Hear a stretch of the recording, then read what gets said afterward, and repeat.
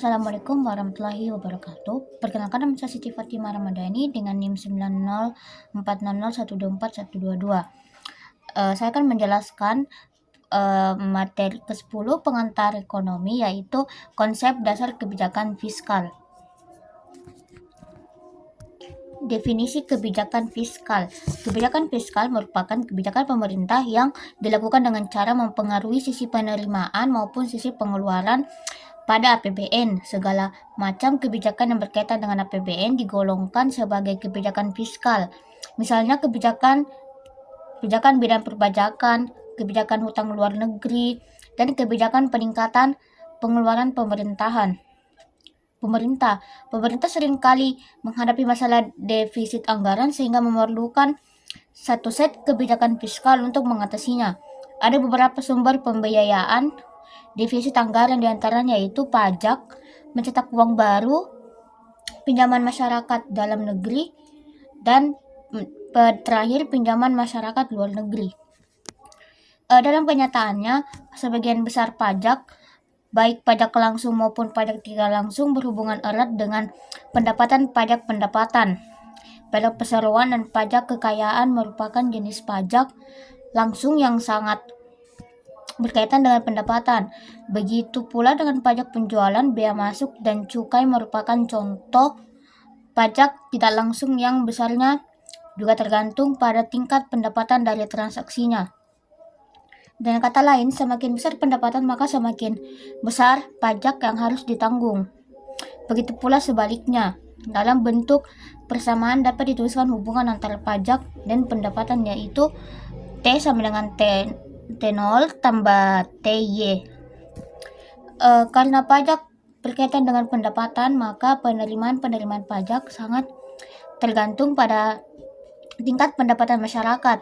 Pajak dalam alur perputaran ekonomi digolongkan sebagai variabel kebocoran atau leakages, sehingga bila pemerintah ingin meningkatkan penerimaan pemerintah dari pajak, maka konsekuensinya adalah semakin tingginya kebocoran. Dan kata lain, pajak dapat mengakibatkan turunnya daya beli masyarakat karena mengurangi pendapatan siap konsumsi atau disposable income, yang nilainya YD sama dengan Y kurang TX tambah TR.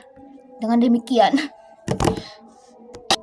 demikian, semakin besar defisit anggaran pemerintah, dan bila pemerintah membiayainya dengan meningkatkan pajak, maka daya beli masyarakat akan terus menurun.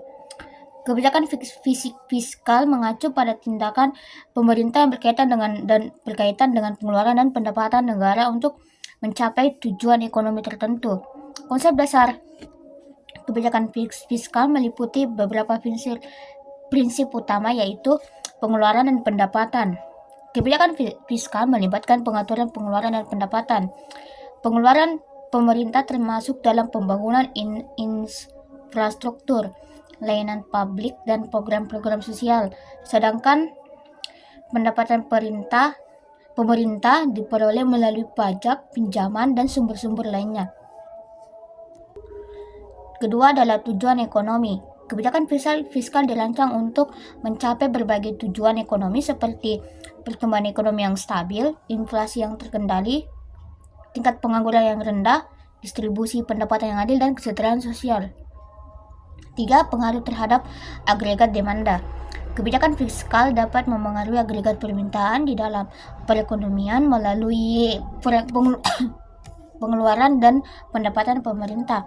Kebijakan fiskal ekspansif atau pemerintah meningkatkan pengeluaran atau mengurangi pajak, mendorong pertumbuhan ekonomi. Sedangkan kebijakan fiskal kontraktif yaitu pemerintah mengurangi pengeluaran atau meningkatkan pajak, bertujuan untuk mengendalikan inflasi dan defisit anggaran. Keempat adalah dampak distribusi. Kelima, keberlanjutan fiskal. Keenam, efisiensi dan efektivitas. Ketujuh, sinkronisasi dengan kebijakan moneter. Dan B, tujuan kebijakan fiskal. Melalui definisi kebijakan fiskal sebenarnya sudah bisa diketahui apa tujuan dibuatnya kebijakan fiskal. Namun secara komprehensif kebijakan fiskal bisa dijabarkan sebagai berikut. 1. Meningkatkan kebijakan. Dengan mengatur pemasukan dan pendapatan, negara bisa Foucault Economy Book 20 mengontrol peristiwa fluktuasi ekonomi yang berakibat adanya pertumbuhan ekonomi.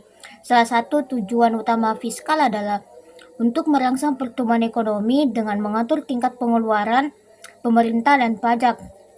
Peningkatan pengeluaran pemerintah atau pemotongan pajak dapat meningkatkan belanja konsumen dan investasi yang gilirannya dapat meningkatkan aktivitas ekonomi dan menciptakan lapangan kerja. Misalnya melalui tata kelola anggaran yang tepat sasaran meningkatkan daya beli masyarakat dengan insentif pajak atau menaikkan pajak pada sektor-sektor tertentu. 2. Meningkatkan kualitas SDM dan menekan angka pengangguran. Kualitas SDM dan angka pengangguran tentu memengaruhi pendapatan nasional secara langsung, dan bukan hal yang mustahil pertumbuhan ekonomi akan melambat. Hal itu karena dengan adanya pengangguran, maka daya beli masyarakat akan menurun yang berdampak langsung pada pertumbuhan ekonomi. Selain itu, kualitas SDM juga memengaruhi pertumbuhan ekonomi. Kualitas SDM yang baik menjadi investasi negara, terutama dalam rangka meningkatkan pertumbuhan ekonomi melalui inovasi dan ketenagakerjaan. 3. Memastikan stabilitas kerja. Turunnya harga barang mampu memberikan dampak bagi sektor swasta, namun harga yang meningkat juga bisa menciptakan inflasi. Di sisi lain, inflasi juga memberikan keuntungan seperti menciptakan lapangan kerja, namun inflasi juga bisa berdampak buruk bagi masyarakat ekonomi rendah karena turunnya daya beli. Ketika perekonomian negara baik, maka akan jadi peluang bagi negara untuk mendatangkan investor. 4. Meningkatkan laju investasi. Ketika perekonomian negara baik, maka akan menjadi peluang bagi negara untuk mendatangkan investor. Adanya investor akan berpengaruh terhadap pemasukan negara dan juga mengurangi pengangguran. 5 adalah stabilitas ekonomi. Kebijakan fiskal juga digunakan untuk mencapai stabilitas ekonomi dengan mengurangi fluktuasi siklus bisnis. Ketika ekonomi menghadapi resesi atau kontraksi, pemerintah dapat meningkatkan pengeluaran atau menurunkan pajak untuk mendorong pertumbuhan. Sebaliknya, ketika inflasi meningkat, pemerintah dapat mengurangi pengeluaran dan meningkatkan pajak untuk meningkatkan ekonomi.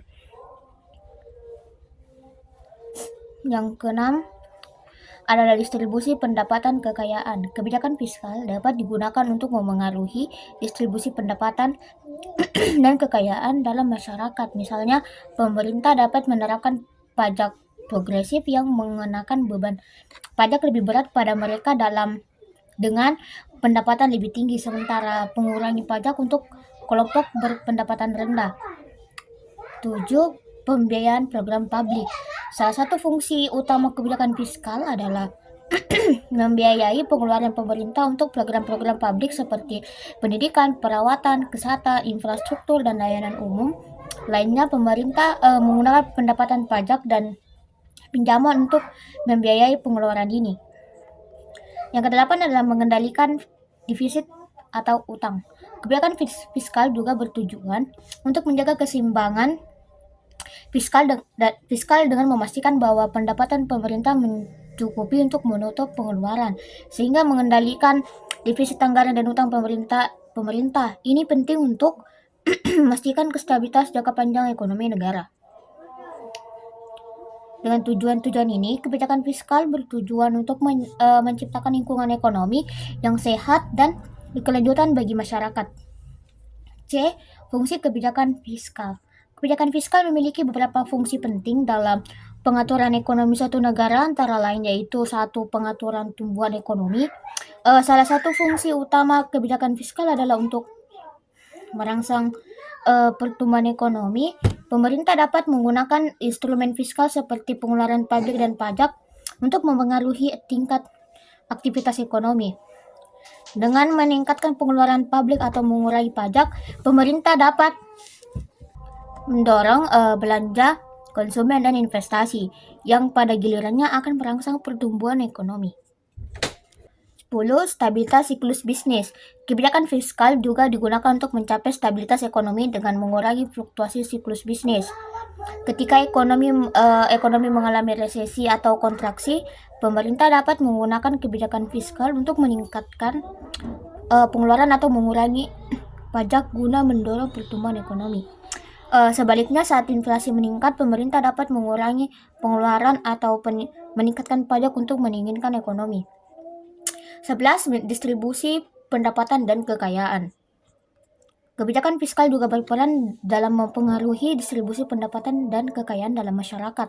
Melalui sistem pajak yang progresif atau program pengeluaran sosial, pemerintah dapat meratakan kesenjangan pendapatan dan memperbaiki kondisi kehidupan bagi kelompok yang kurang mampu.